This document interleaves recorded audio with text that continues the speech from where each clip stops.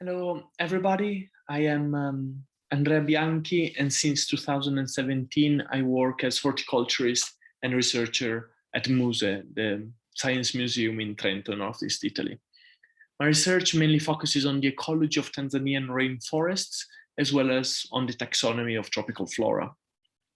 I would like to thank the organizers of Festival della Biodiversità for giving me the opportunity to talk about such a relevant issue, as well as, of course, all of you listening. The escalating loss of biodiversity in tropical rainforest is an acknowledged reality. And while severe logging and timber extraction is, of course, driving forest loss and fragmentation, bushmeat hunting drives unprecedented rate of faunal depopulation. Indeed, hunting, especially in the tropics, is a key driver of biodiversity loss, increasingly called the so-called empty forest syndrome.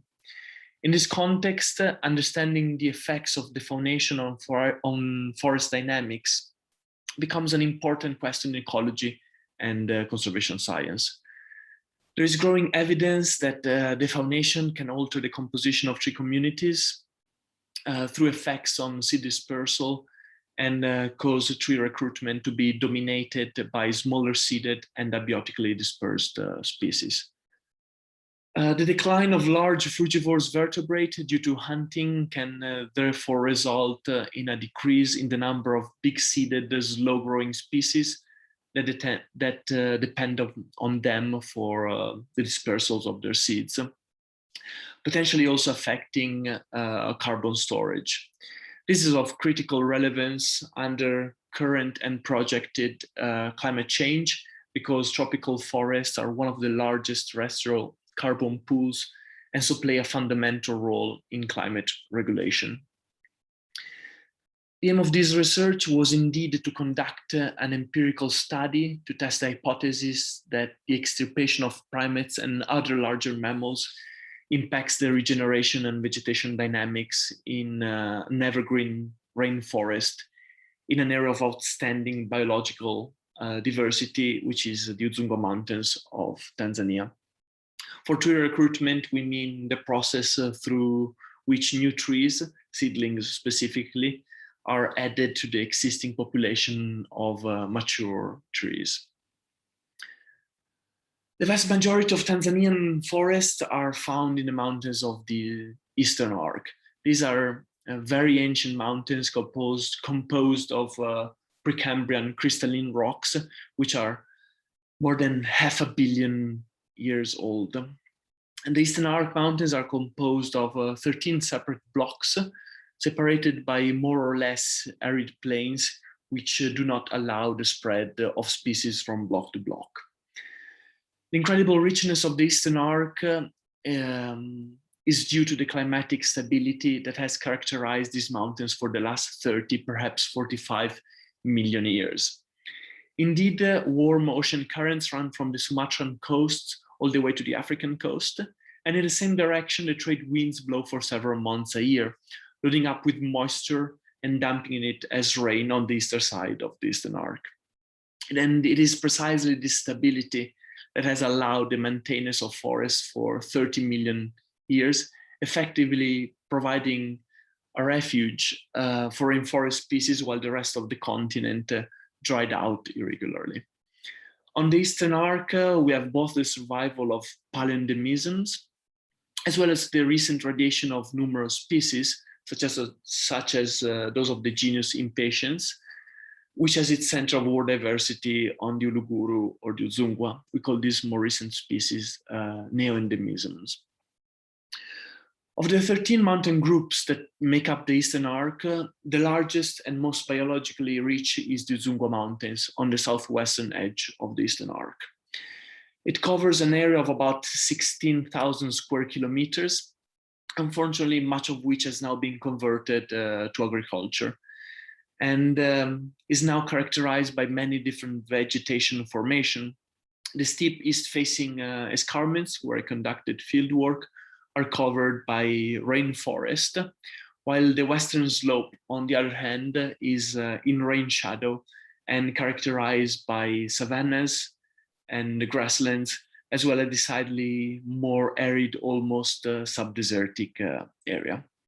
All of this is within a distance of a few dozen kilometers, and it is indeed this contiguity of different environments that make Udzungwa incredibly rich. These forests and savannas are included in a number of protected areas, ranging from less protected forest reserves to the more controlled national parks. And it was in the Udzungwa Mountains that I carried out field work for this research. In particular, I focused on two forests that are very similar, but which also have some major differences in terms of fauna found in fauna that can be found in this forest. The first part of the field work for about 2 months took place in the southernmost forest, Udzungwa Scarp. This is a forest of about 200 square kilometers, now a nature reserve, but until 2016, forest reserve. It enjoys little protection with only one ranger assigned to the whole area. Unfortunately, Udzungwa Scarp also suffers from anthropogenic pressures on all its boundaries, being completely surrounded by villages and crops. It is characterized by continuous forests from 300 meters to 2068 on the summit of Mount Kitolomelo, and rainfall is quite high at roughly 2.5 meters per year, concentrated between November and May in a single rainy season. The second part of the field work took place in Manihana Forest in about 45 days. This is indeed a forest of similar size to Udzungwa Scarp, about 180 square kilometers, and it is included in the much larger Udzungwa Mountains National Park. It is subjected to hunting and gathering pressures, but to a much lesser extent, and only on the eastern side where it borders villages. The other boundaries of the forest slopes into natural grasslands on the western side. Here too, the forest cover is from 300 to 2,100 meters, and it is a slightly less rainy area than Udzungwa Scarp. As I said before, the two study areas, Udzungwa Scarp and Manihana, have many similarities in common, but differ mainly in one aspect: the species richness and composition of the mammal communities hosted in this forest. In fact, poaching and hunting for bushmeat has led already in the 1970s to the local extinction of the largest mammals in Udzungwa Scarp, such as elephant, buffaloes, and more recently, leopards. But not only. Decades of hunting have led to a general degradation of the mammal populations found in Udzungwa Scarp. This has been amply demonstrated by various independent studies, such as that of Oberosler and others in 2020, who through systematic camera trapping compared the two forests. The results show that in Udzungwa Scarp, there is a general depletion of both species and individuals, and all but two of the species examined, the checkered senji, a small shrew, an insectivorous shrew, and the giant pouch rats, an opportunistic omnivorous rodent. The same trend has also been demonstrated for arboreal mammals, primates, which are more of interest for this study, particularly colobine monkeys, the endemic red colobus and the white and black colobus, that are found to be strongly decreased in Udzungwa Scarp. Among seed-dispersing mammals, if we leave bats out of the equation, which are equally represented in the two forests, the most relevant are primates, and among them, these species. Sykes monkeys, also called blue monkey, the Sanje mangabe, an endemic monkey of this forest, endangered and of particular conservation concern. The Angolan white and black colobus, a seed almost exclusively fruit and seed eater, and another endemic primate, the Udzungwa red colobus. But there are also many species that feed or can feed on seeds that have fallen to the ground. The most efficient species in this respect is the giant pouched rat. Again, as I was saying, an omnivorous rat that can reach almost 90 centimeters in length. For further preliminary studies, I arranged 3 100 square meters plots with 1 seeds per square meter. In the poorly protected forest in Udzungwa Scarp, all 100 seeds were preyed upon in the very first night for 2 consecutive nights, always and only by the giant pouched rats.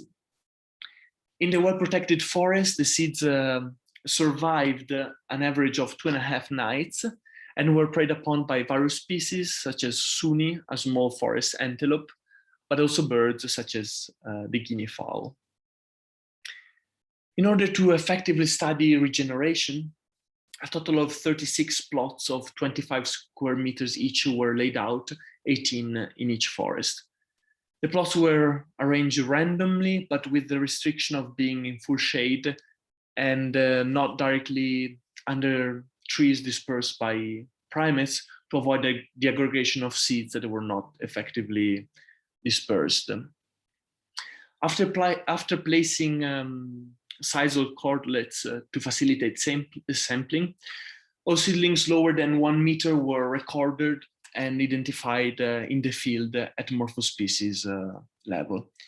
If the identification was uncertain, we proceeded with the collection of a herbarium sample, which was then studied at the Missouri Botanical Garden in the United States of America or at the Natural Herbarium of Tanzania. Through valuable local knowledge, in particular from Ruben Mwakizoma, former hunter and now research assistant at the Udzungwa Ecological and Monitoring Center, I proceeded with data organization, paramount and extremely important for the next phases. I divided the seedlings by species whose fruits and seeds are dispersed mainly by primates, other animals, birds, bats, excluding primates, and abiotically, as I said before, by wind or by means of suckers. I have also divided the seedlings data by the potential size of the species into climbing plants, small, medium, and large plants. Remember that many species reach 60 meters and some up to 82 meters. The tallest trees in Africa are found in Tanzania. The seedlings have also been subdivided by seed and fruit size.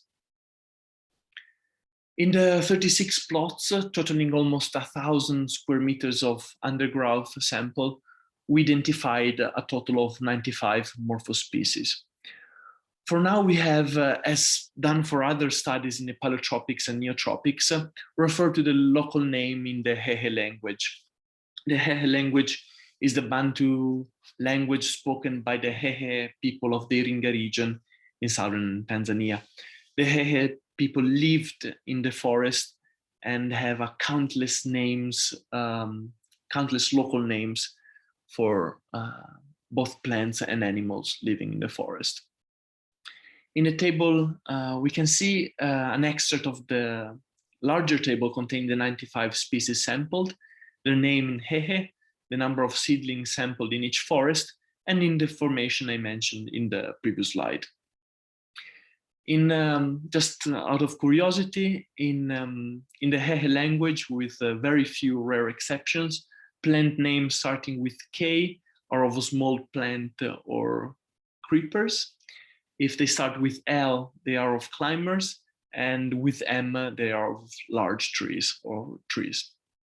And just very briefly for the statistic aficionados, to test the effects of area on dispersal method and tree size, I analyzed seedling counts using generalized linear mixed effects models with a negative binomial distribution. This error distribution is preferred over Poisson distribution for organisms that have an aggregated distribution, of course, such as seedlings.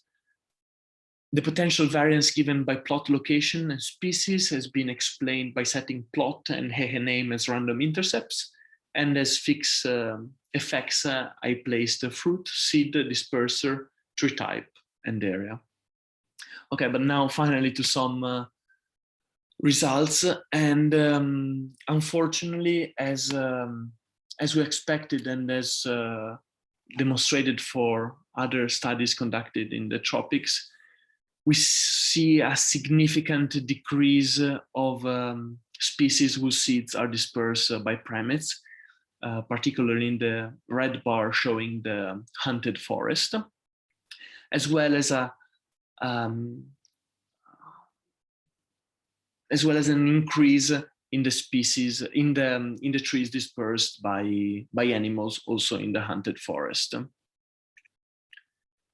We also found a significant interaction of the seedlings of large trees, and we found expected mean values that are almost halved for large trees in the hunted forest. Of course, this is of particular relevance because, of course, are these large trees that can stock huge amounts of carbon. As shown in the previous slides, in the case of this study, we found a drastically different seedling composition in the two forests under investigation. As we might expect, and also in line with other studies conducted in paleo and neotropical forests, in the protected forest, regeneration is dominated by seedlings whose seeds are dispersed by primates, whereas in the unprotected forest, seedlings are dominated by abiotically dispersed species. Most likely, the most effective an animal that disperses seeds is at doing so, such as the black and white colobus, which relies almost exclusively on fruits for its diet, the greater the consequences if the species were to disappear or decline dramatically. Previous studies by Rovero and others have shown precisely how the red and white colobus monkeys are the most depressed primates in number. The results of these studies can be explained in the light of the Jansen-Connell hypothesis, independently derived by Daniel Jansen in 1970 and Joseph Connell in 1971. The Jansen-Connell hypothesis postulates that the distance and density of seeds and seedlings play a very important role in their survival through a mechanism that disadvantages and sometimes completely eliminates the regeneration of conspecifics in the immediate vicinity of the adults. Seed predators can be both distance and density depending. The former concentrate their attacks in the immediate vicinity of the mother plants, preying on a number of seed and or seedlings inversely proportional to the distance from the mother plant. The latter, the density-dependent predators, prey on seeds and seedlings in direct proportion to their density.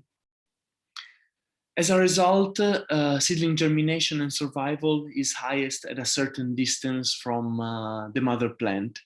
And in protected areas, such as Manihana, more seeds are transported to safe areas by more primates.